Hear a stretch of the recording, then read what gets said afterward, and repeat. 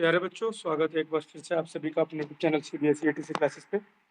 आज के इस वीडियो में हम क्लास 8 का जो हमारा चैप्टर नंबर 5 है, conservation of plant and animal, इसको डिटेल नोट की सहायता से पढ़ने वाले हैं।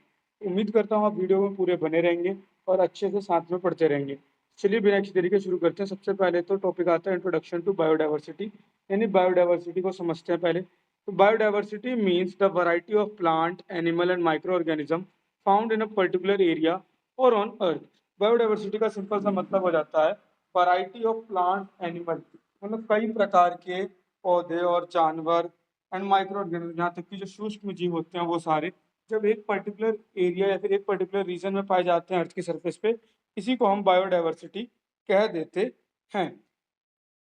इसका आता है इट इंक्लूड डिफरेंट स्पीसीज, इसके अंदर कई सारी प्रजातियां आ जाती हैं। इकोसिस्टम्स, इकोसिस्टम मतलब परितंत्र आ जाता है। And how they interact with each other, और किस प्रकार ये आपस में एक दूसरे से इंटरेक्टेड है या फिर कनेक्टेड है, किस प्रकार से रिलेटेड है, ये सारी चीजें यहाँ पे आ जाती है। फॉर एग्जाम्पल, उदाहरण के लिए अगर हम देखें, अ फॉरेस्ट हैज ट्रीज, एक जंगल में पेड़ पौधे पाए जाते हैं, बर्ड्स पाए जाते हैं, इंसेक्ट्स पाए जाते हैं, एनिमल्स पाए जाते हैं, एंड माइक्रो ऑर्गेनिज्म, साथ ही साथ सूक्ष्म जीव भी पाए जाते हैं। All forming a part of biodiversity, ये सारी चीजें मिल करके बायोडाइवर्सिटी का एक पार्ट क्रिएट कर रहे होते हैं या फिर बायोडाइवर्सिटी का निर्माण कर रहे होते हैं। Biodiversity helps maintain balance in nature, biodiversity जो होता है ये हमारी सहायता कर रहा होता है नेचर के अंदर बैलेंस मेंटेन करने में, और गिव्स अस रिसोर्सेज, इससे हमारे को रिसोर्सेज मिलते हैं जैसे कि food, medicine and timber, and support life process like pollination and soil fertility, और ये हमारे लाइफ प्रोसेस को भी सपोर्ट करता है, जैसे कि पॉलिनेशन हो गया या फिर सोइल फर्टिलिटी हो गया, इन चीज़ों को ये सपोर्ट करता है। Deforestation and it's causes, deforestation क्या होते हैं और इसके क्या क्या कारण होते हैं या फिर कारण क्या होते हैं। डिफॉरेस्टेशन का सिंपल सा मतलब हो जाता है cutting down of the trees. Deforestation means cutting down forest on large scale which reduce forest cover, पेड़ों को बड़ी मात्रा में काटना और जंगलों को क्लियर करना ही डिफॉरेस्टेशन कहलाता है। कॉजेज ऑफ डिफॉरेस्टेशन, क्या क्या कारण हो सकते हैं डिफॉरेस्टेशन करने के। तो forest are clear to make farms for growing crops and grazing animal, forest को क्लियर किया जाता है फार्म्स बनाने के लिए, फसल उगाने के लिए, एंड ग्रेजिंग एनिमल, और जानवरों को चराने के लिए भी। Forest are cut down to build cities, जंगलों को काटा जाता है शहर बनाने के लिए, रोड बनाने के लिए और फैक्ट्रीज बनाने के लिए। Trees are cut for wood, पेड़ों को लकड़ी के लिए काटा जाता है, पेपर के लिए काटा जाता है, फर्नीचर के लिए भी काटा जाता है। Mining operation need clearing of forest to dig minerals, mining operations की, माइनिंग ऑपरेशंस के अंदर भी जंगलों को काटना इंपॉर्टेंट हो जाता है, क्योंकि वहाँ पे मिनरल्स निकालने के लिए गड्ढा खोदना होता है और बड़े लेवल पर करने के लिए जंगलों को खाली कर दिया जाता है, जंगलों के अंदर ही खोद दिया जाता है, जंगलों को ही हटा दिया जाता है। Forest fire destroys forest areas, large areas of forest, forest fire, जंगलों में आग लगने की वजह से भी है ना, काफी बड़े एरियाज जो होते हैं फॉरेस्ट के वो हमारे खराब या फिर खत्म हो जाते हैं। Natural disaster like flood and drought damage forest, कई सारी प्राकृतिक आपदाएं होती हैं जिनसे भी दिक्कतें होती हैं, लाइक बाढ़ आ गया, सूखा पड़ गया, इनसे भी हमारे जंगल वगैरह क्लियर हो जाते हैं। कंसिक्वेंसेज ऑफ डिफॉरेस्टेशन, मतलब किसके क्या क्या प्रभाव पड़ते हैं। Animals and plant loss there, animals और प्लांट जो होते हैं ये लॉस कर देते हैं अपना जो इनका होम्स होता है, which can lead to extinction, जिसकी वजह से इनका अंत भी हो सकता है या फिर ये अपने अंत के करीब चले जाते हैं। Less tree means more carbon dioxide causing global warming, अगर पेड़ पौधे कम होंगे तो ज्यादा मात्रा में कार्बन डाइऑक्साइड होगा। आपने चैप्टर में पढ़ा होगा कि पौधे जो होते हैं आपका कार्बन डाइऑक्साइड एब्जॉर्ब करते हैं फोटोसिंथेसिस के लिए, अगर पौधे ही नहीं रहेंगे तो कार्बन डाइऑक्साइड की मात्रा बढ़ जाएगी, और जैसे जैसे कार्बन डाइऑक्साइड की मात्रा बढ़ती है, कार्बन डाइऑक्साइड की मात्रा बढ़ते ही क्या होगा, ग्लोबल वार्मिंग लीड करेगा। ग्लोबल वार्मिंग का मतलब क्या होता है, excess amount of carbon dioxide in nature, ज्यादा जब हमारे प्रकृति में ज्यादा मात्रा में कार्बन डाइऑक्साइड होता है, इसी को ग्लोबल वार्मिंग कहते हैं, ग्लोबल वार्मिंग बढ़ेगी। विदाउट ट्रीज, पेड़ पौधों के बिना, soil get loose and washed away reducing fertility, बिना पेड़ पौधों का क्या होगा, मिट्टी जो है वो ढीली हो जाएगी और वॉश्ड अवे, बह जाया करेगी पानी के साथ, जिसको आप सोइल इरोजन भी कहते हैं, एंड रिड्यूसिंग फर्टिलिटी, इससे क्या होगा, पौधों की उर्वरकता भी कम हो जाएगी। Trees help in water cycle, so cutting them cause irregular rainfall, पेड़ जो होते हैं मदद करते हैं वाटर साइकिल के अंदर, अगर इनको आप काट देते हैं तो इससे वाटरफॉल जो होता है, रेनफॉल जो होता है, ये भी हमारा इरेगुलर हो सकता है। Many plant and animal species become endangered और एक्सटिंक्ट। कई सारे जो आपके पौधे या फिर जो एनिमल स्पीसीज है, ये एंडेंजर्ड या फिर एक्सटिंक्ट हो सकते हैं, मतलब या तो अंत के करीब जा सकते हैं और खतरे में आ सकते हैं। Conservation of plant and animal, अब इनको बचाने के बारे में हम पढ़ते हैं। कंजर्वेशन का सिंपल सा मतलब हो जाता है, कंजर्वेशन का मतलब हमारे को दे रखा है protecting and using natural resource in a wise and careful manner. बचाव का मतलब दे रखा है आपको बचाना और नेचुरल रिसोर्सेज को एक वाइज या फिर एक केयरफुल मैनर में, मतलब तरीके के साथ यूज करना। ये नहीं कि बस यूज करे जा रहे हैं, कोई हमारा ध्यान नहीं है इसको बचाने वगैरह पे। इनको बचाने के साथ साथ यूज करना। फिर नीड फॉर कंजर्वेशन, क्या जरूरत पड़ी to stop animals and plant from disappearing. अगर आप चाहते हैं कि पेड़ पौधे बचे रहें, तो आप बचाने के लिए जरूर पेड़ पौधों को कटने से बचाइए। नहीं तो जानवर वगैरह जो छोटे मोटे हैं, जो उन पे सर्वाइव करते हैं, जिनके हैबिटेट होते हैं, सारी चीजें, उनका अंत करीब आ जाएगा। तो कीप नेचर बैलेंस, अगर आप प्रकृति का बैलेंस बनाए रखना चाहते हैं तो भी आपको ये करना आवश्यक है। To save resources for future generation, resources संसाधनों को भविष्य में उपयोग में लेने के लिए भी बचा के रखना यूजफुल है हमारे लिए। To protect forest and animal that give us food medicine and oxygen, जंगलों को बचाने के लिए और जानवरों को, जिनकी सहायता से हमारे को भोजन मिलता है, दवाइयाँ मिलती है और ऑक्सीजन मिलता है। की कंजर्वेशन मेजर, क्या कंजर्वेशन मेजर्स होना चाहिए, तो इसके अंदर हमारे को दे रखा है protected areas and biosphere reserve. तो इसके अंदर हम पढ़ते हैं large natural areas made to save, large natural areas made to save biodiversity and allow research and eco-friendly living। बड़े बड़े एरियाज बनाए गए हैं जिससे कि बायोडाइवर्सिटी को बचाया जा सके, और वहाँ पे रिसर्च और इको फ्रेंडली लिविंग, मतलब प्रकृति के साथ बिना किसी छेड़छाड़ के रहना वगैरह भी होता है, वहाँ पे स्टडी वगैरह होती है उनकी।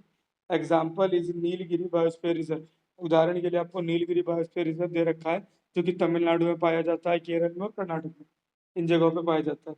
It is core zone where no human in allowed, ये एक ऐसी जगह पे स्थित है जहाँ पे कोई भी ह्यूमन अलाउड नहीं होता। And buffer zone with limited activity and transition zone where people live, buffer zone बने हुए हैं, ट्रांजिशन जोन बने, मतलब लोगों को अलग रखा गया है और जानवरों को प्रोटेक्टेड एरियाज में रखा गया है, जहाँ पे किसी प्रकार की कोई दिक्कत ना हो उनको। नेशनल पार्क, नेशनल पार्क किसे कहते हैं, areas where wildlife is protected and activities like hunting are not allowed, ऐसे एरिया जहाँ पे वन्य जीव आपके प्रोटेक्टेड है और गतिविधियां या फिर एक्टिविटी जैसे कि हंटिंग वगैरह वहाँ पे अलाउड ना हो। फिर आता है example is Jim Corbett National Park in Uttarakhand and Kaziranga in Assam. इसका उदाहरण आपको दे रखा है जिम कॉर्बेट नेशनल पार्क, जो कि आपका उत्तराखंड में है, और काजीरंगा जो कि आसाम में नेशनल पार्क है। फिर आता है आपका wild life sanctuaries, wild life sanctuaries किसे कहते हैं, एनिमल्स आर प्रोटेक्टेड एयर, जानवरों को बचा के रखा जाता है यहाँ पे, एंड लिमिटेड ह्यूमन एक्टिविटीज, और काफी कम ह्यूमन एक्टिविटीज होती हैं, लाइक टूरिज्म आर अलाउड, और टूरिज्म वगैरह यहाँ पे अलाउड होता है। Example is Bharatpur bird sanctuary in Rajasthan, इसका एक एग्जाम्पल है आपके पास भरतपुर बर्ड सेंचुरी, जो कि राजस्थान में स्थित है। Zoological and botanical garden, zoological और बोटेनिकल गार्डन के बारे में पढ़ते हैं। तो animals and plant are kept have to share to save endangered species and educate educate people, animals और प्लांट को यहाँ पर रखा गया है, सेव रखा गया है, टू सेव एंडेंजर्ड स्पीसीज, जो घटनाग्रस्त हो चुके हैं, फिर जो एंडेंजर खतरे में आ चुके हैं, उनको बचाने के लिए और लोगों को सिखाने के लिए, पढ़ाने के लिए भी रखा जाता है यहाँ पे। एग्जाम्पल है मैसूर जू और लाल बाग बोटेनिकल गार्डन इन बेंगलुरु, या फिर लाल बाग बोटेनिकल गार्डन जो बेंगलुरु में, या फिर मैसूर जू। फिर आता है आपका प्रोजेक्ट टाइगर, प्रोजेक्ट टाइगर क्या कहता है, started in 1973 to save Bengal tigers from extension, 1973 में स्टार्ट किया गया था प्रोजेक्ट टाइगर। इसका मेन एम क्या था, to save Bengal tiger from extension, Bengal tiger को अंत से बचाने के लिए। It aim to save tiger habitat and stop poaching, इसका मेन एम ये था कि हम इससे टाइगर का जो हैबिटेट है, जो इनका आवास है, इसको बचाएंगे और पोचिंग को रोकेंगे। Example of tiger reserve are Sundarban in West Bengal and Bandipur in Karnataka. इन टाइगर रिजर्व के कुछ एग्जाम्पल दे रखे हैं आपको, सुंदरबन वेस्ट बंगाल में और बंदीपुर कर्नाटका में। फिर आता है आपका एंडेंजर्ड स्पीसीज, एंडेंजर्ड स्पीसीज किसे कहते हैं, दीज आर स्पीसीज डेट में disappear from earth if not protected, ये वो स्पीसीज होती हैं, फिर ये वो प्रजातियां होती हैं जो डिसअपेयर हो सकते हैं अर्थ से, अगर इनको आप बचा करके नहीं रखते हैं तो। एग्जाम्पल आर बंगाल टाइगर इनके एग्जाम्पल हो जाएंगे आपके Bengal tiger, Asiatic lion, Indian rhinoceros and snow leopard और snow leopard. Conservation of endangered species, इनको बचाने के लिए हम क्या कर सकते हैं? तो ब्रीडिंग देम इन जूस, जो जूस वगैरह बनाए हुए हैं उनके अंदर इनकी ब्रीडिंग कराइए, इनके यंग वंस को प्रोड्यूस करवाइए। Making strict laws to stop hunting, कड़े से कड़े कानून बनने चाहिए जिसके बाद हंटिंग वगैरह टोटली रुक पाए। रिस्टोरिंग देयर नेचुरल होम, इनके जो प्राकृतिक घर होते थे वैसे घर दोबारा से बनाए जाने चाहिए और इनसे हो सकता है तो इनको बचाया जा सकता है लॉन्ग टर्म में। फिर आता है रेड डाटा बुक। ये रेड डाटा बुक क्या होता है? A book kept by the international union of conservation of nature, एक किताब होती है जो कि इंटरनेशनल अंतरराष्ट्रीय यूनियन है कंजर्वेशन ऑफ नेचर, नेचर को कंजर्वेशन करने वाले, इनके द्वारा बनाई जाती है, फिर इनके द्वारा रखी जाती है। And it has name of plant and animal that are endangered, इस किताब के अंदर उन पौधों के उन एनिमल्स के नाम लिखे होते हैं जो एंडेंजर्ड हो चुके हैं यानी खतरे में आ चुके हैं। It help plan to plan how to save them, ये हमारी मदद करता है प्लान करने में किस प्रकार हम इनको बचा सकते हैं और ज़्यादा या फिर फ्यूचर के लिए बचा सकते हैं इसमें। Example is the great Indian bustard listed in the book, example के लिए ग्रेट इंडियन बस्टर्ड जो है वो भी इस किताब के अंदर लिस्ट किया गया था।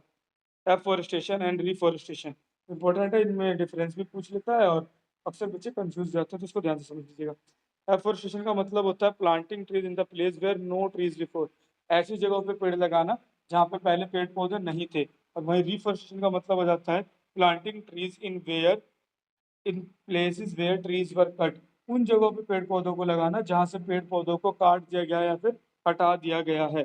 This help restore wild life form, improve air quality and stop soil erosion, इसकी सहायता से क्या होता है? वाइल्ड लाइफ फॉर्म रिफॉर्म हो जाते, रिस्टोर हो जाते हैं, दोबारा से उनके घर आ जाते हैं, एयर क्वालिटी इंप्रूव हो जाती है और सॉइल इरोजन भी हो जाता बच जाता है। तो ये हमारे लिए इस प्रकार से एफोरेस्टेशन और रिप्रोडक्शन दोनों इंपॉर्टेंट है। रिसाइकलिंग एंड सस्टेनेबल प्रैक्टिसेस, कैसे रिसाइकल कर सकते हैं और क्या सस्टेनेबल मतलब क्या तरीके हो सकते हैं जिससे कि हम इसको सस्टेन कर पाए लंबे समय तक के लिए। तो recycling paper help reduce the need to cut trees, अगर आप पेपर को बार बार रिसाइकल करते हैं तो इससे हो सकता है कि पेड़ों को काटने की कम आवश्यकता पड़े। Using resources carefully ensure we don't harm nature, अगर केयरफुली यूज करने की बात करते हैं तो इसका सिंपल सा मतलब ये निकलता है using resource carefully ensure we don't harm nature, हमारे द्वारा प्रकृति को कोई नुकसान ना पहुंचे इस प्रकार से हम कार्य कर रहे हैं। Example is using cloth bag instead of plastic bag, इसका एक बहुत बढ़िया एग्जाम्पल हो जाएगा, कपड़ों का बैग यूज करना चाहिए हमारे को प्लास्टिक के बैग्स की जगह पे। फिर आता है माइग्रेशन। माइग्रेशन क्या होता है? माइग्रेशन आपने क्लास 6 में भी पढ़ा होगा। Migration is the seasonal movement of animals or birds from one place to another in search of food or better climate। Migration जो होता है सीजनल मूवमेंट होता है क्योंकि एनिमल्स और बर्ड्स के द्वारा किया जाता है एक जगह से दूसरी जगह पे इन सर्च ऑफ फूड और बेटर क्लाइमेट, भोजन की तलाश में या फिर बढ़िया क्लाइमेट की तलाश में एक जगह से दूसरे जगह पे जाते हैं। Example is Siberian cranes flying to Bharatpur bird sanctuary during winter, इसका एक एग्जाम्पल दे रखा है आपको, एग्जाम्पल में दे रखा है साइबेरियन क्रेन्स के बारे में जो कि फ्लाई करते हुए भरतपुर बर्ड सेंचुरी पे आ जाते हैं विंटर के समय में। कंजर्वेशन ऑफ माइग्रेटरी स्पीसीज, ये जो माइग्रेटरी स्पीसीज है इनका कैसे कंजर्वेशन होता है? तो protecting wetlands and forest that these birds are use during travel, protecting wetland and forest, जंगलों को और वेटलैंड को हमें बचाना होगा जिनकी सहायता से ये ट्रैवल कर पा रहे होते हैं। Making international rules to protect migratory bird, migratory paths, जो रूल्स वगैरह बनाने चाहिए बढ़िया प्रोटेक्ट करने के लिए इनके पाथ वगैरह को, मतलब इनके आने जाने के जो रास्ते हैं उनमें कोई दिक्कतें ना आए। पहले के समय में आपके यहाँ पे भी ऐसा रहता होगा कि हर मौसम में अलग अलग प्रकार के जीव जंतु वहाँ पे आपको उड़ते हुए दिखाई देते होंगे, लेकिन अब ऐसा कम हो रहा है। इसका एक मेन कारण तो ये भी है कि ये मल्टी स्टोरी बिल्डिंग, अब इतनी ऊंची ऊंची बिल्डिंगें बनने लग गई हैं, पक्षियों के रास्ते में रुकावट आने लग गई है, उन्होंने इधर आना भी अब छोड़ दिया कहीं ना कहीं। फिर आता है आपका फ्लोरा एंड फोना। फ्लोरा का मतलब हो जाता है, flora means all type of plant live in a region, जितने भी प्रकार का प्लांट लाइफ होता है ना किसी भी जगह पे उसको आप फ्लोरा की कैटेगरी में रखते हैं। Example are salt trees, mangroves and cactus, इसके उदाहरण की अगर हम बात करें तो साल्ट ट्रीज हो गया, मैंग्रोव्स हो गया और कैक्टस हो गया। फोना का मतलब हो जाता है all type of animal life in a region, हर प्रकार का जानवर का लाइफ जो भी एक रीजन में रहते हो। फ्लोरा पौधे, फोना जानवर, ठीक है। Example are elephant, peacock and snake. इसके उदाहरण की अगर आप बात करते हैं तो एलिफेंट हो गया, पिकॉक हो गया और स्नेक हो गया, ठीक है। फिर आ जाता है आपका एंडेमिक स्पीसीज। एंडेमिक स्पीसीज किसे कहते हैं? तो these are species found only in one region. ये वो स्पीसीज होती हैं, वो प्रजातियां होती हैं जो किसी एक ही जगह पे पाई जाती हैं, ये और कहीं पाई ही नहीं जाती हैं। एग्जाम्पल आर, कुछ उदाहरण दे रखे हैं, Nilgiri tahr and lion tailed macaque macaque, both found in Western घाट। ये दोनों के दोनों जो हैं ये वेस्टर्न घाट में ही पाए जाते हैं और कहीं नहीं पाए जाते हैं। Saving this species is important to keep nature balance. इनको बचाना हमारे लिए काफ़ी इंपॉर्टेंट हो जाता है अगर हमारे को अपने नेचर का बैलेंस बनाए रखना है तो। Role of individuals in conservation. प्रत्येक व्यक्ति की या फिर हर इंडिविजुअल का क्या रोल हो सकता है? तो plant more tree and take part in tree planting program. ज़्यादा से ज़्यादा पौधे लगाने चाहिए हमारे को, और हमारे को हिस्सा लेना चाहिए ट्री प्लांटिंग प्रोग्राम्स के अंदर। तो जहाँ कहीं भी पेड़ पौधे लगाए जाते हैं उन प्रोग्राम में। रिड्यूस वेस्ट, कचरा हमें कम से कम करना चाहिए। रीयूज आइटम्स को हमें रीयूज करना चाहिए। And recycle things like paper, और हमें चीज़ों को दोबारा यूज़ करना चाहिए जैसे कि पेपर वगैरह। Do not by product made from animal skin, Ivory और फर। हमारे को ऐसे प्रोडक्ट नहीं खरीदने चाहिए जो एनिमल स्किन से, आइवरी से या फिर फर से बने हुए होते हैं। Teach others about the need to protect nature. बाकी को भी बताइए कि किस प्रकार से हमारे को इसको बचाना आवश्यक है। Support and take part in conservation programme and visit national park. जहाँ कहीं भी कंजर्वेशन प्रोग्राम हो रहे, इस प्रकार के बचाव के प्रोग्राम हो रहे हो, उनमें हिस्सा लेना चाहिए और वहाँ पर जाना भी चाहिए। विजिट टू नेशनल पार्क में वहाँ जाना भी चाहिए। गवर्नमेंट इनिशिएटिव, सरकार ने इसके लिए क्या क्या करा? तो wild life protection act pass in 1972। Wild life protection act pass किया गया 1972 के अंदर to protect animal and ban hunting. ये इसलिए लाया गया जिससे कि जानवरों को बचाया जा सके और हंटिंग वगैरह को रोका जा सके। Forest conservation act pass in 1980 to control cutting of trees. Forest conservation act लाया गया 1980 के अंदर, जिसका मेन एम था कटिंग ऑफ ट्रीज, पेड़ों को कटने से बचाना। Eco clubs and Van Mahotsav are events that encourage planting trees and environmental awareness. Eco club और वन महोत्सव जैसे इवेंट लाए गए जिसका मेन एम यही हो गया था एनकरेज करना प्लांटिंग ट्रीज, पेड़ पौधों को लगाना, एंड एनवायरमेंटल अवेयरनेस, और लोगों के अंदर प्रकृति के बारे में जागरूक करना। ये था आपका chapter number 5, conservation of plant and animal. मुझे पता है सर कि मैं चैप्टर 5 से शुरू क्यों कर रहा हूँ। मैंने चैप्टर 5 से इसलिए शुरू करा कि लगभग जो आपका ये सिलेबस आया है, आपने अपने स्कूल में स्टार्टिंग में तो कुछ ना कुछ पढ़ ही लिया होगा। मैं वो भी कराऊंगा, ऐसा नहीं कह रहा कि वो नहीं कराऊंगा। मैंने अभी चैप्टर 5 इसलिए करा, ये थोड़ा सा बड़ा चैप्टर था आपकी एनसीईआरटी की किताब के अंदर, और मेरे को लगा कि अगर सबसे पहले मैं ये कराता हूँ तो ये आपके लिए ज़्यादा बेनिफिशियल रहेगा, क्योंकि ये एक नेचर से जुड़ा हुआ चैप्टर है, ह्यूमन लाइफ से जुड़ा हुआ चैप्टर है, तो हर किसी को ये चैप्टर आना चाहिए। उम्मीद करता हूँ आपको वीडियो अच्छी लगी हो। अगर आपने पूरी वीडियो देखी है तो धन्यवाद। इसी तरह अपनी पढ़ाई में लगे रहें और जल्दी मिलते हैं इस चैप्टर के क्वेश्चन आंसर और बाकी की चीज़ों के साथ। वीडियो को अपने दोस्तों के साथ शेयर करना बिल्कुल ना भूलें। हो सकता है आपके शेयर करने की वजह से आपके किसी खास दोस्त को इस तरीके से पढ़ने का मौका भी मिल जाए। हो सकता है कहीं गलत जगह गलत तरीके से पढ़ रहा हूँ। यहाँ छोटे तरीके में आपको काफ़ी बढ़िया से बता दिया गया है